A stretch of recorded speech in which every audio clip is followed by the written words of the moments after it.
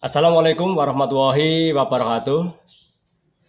SMA DT maju bersama, hebat semua, gemilang.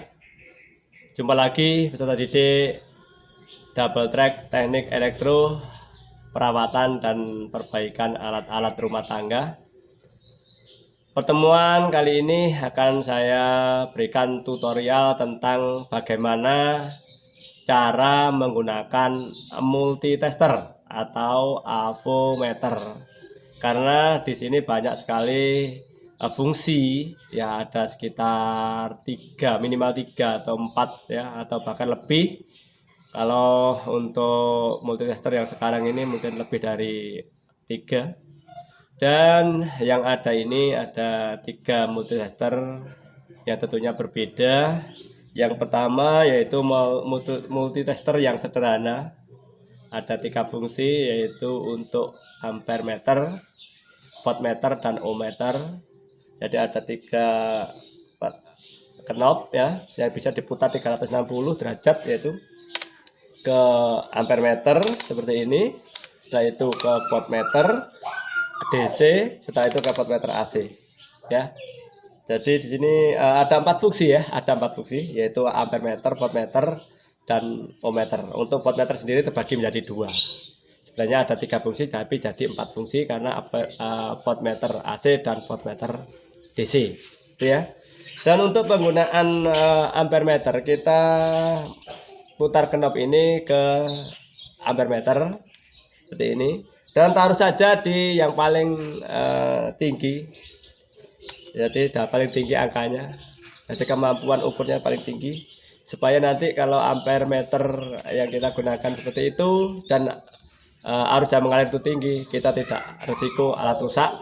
Dan yang berikutnya ya, untuk pengukuran dengan ampere meter, yaitu dengan cara mengukur seri ya, jadi seri, sehingga kita harus memutus peralatan. Jadi sama kabel kita ukur berapa ampere yang dilewati oleh arus, maka kita putus menjadi 2, kita hubungkan yang satu di ujung yang satu ini, satunya sini, akan terbaca ya.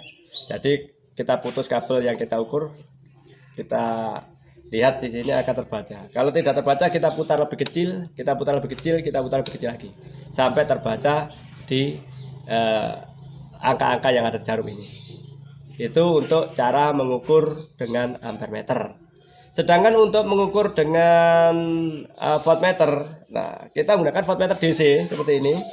Kita taruh di angka yang paling tinggi. Kalau kita mengukur aki atau baterai, kita menggunakan voltmeter DC.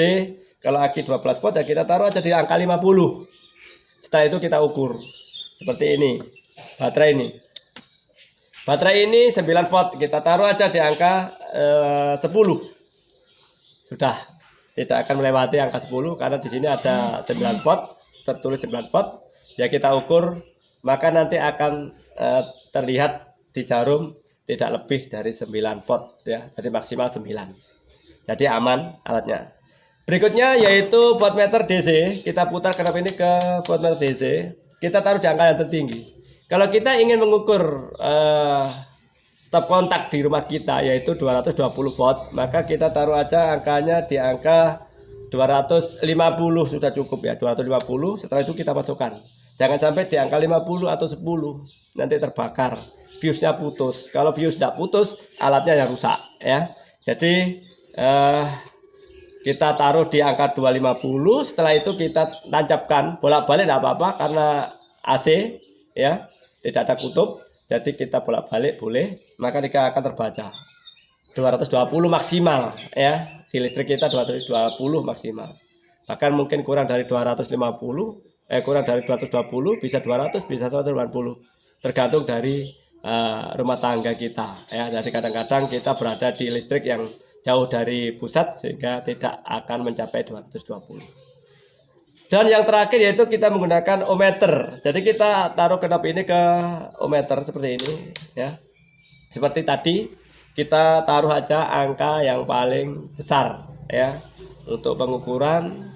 Dan ohmmeter ini digunakan yang pertama untuk mengetahui kabel itu putus atau tidak. kita ukur dengan ohmmeter. Satu kita taruh di ujung kabel satu, satunya di ujung satu.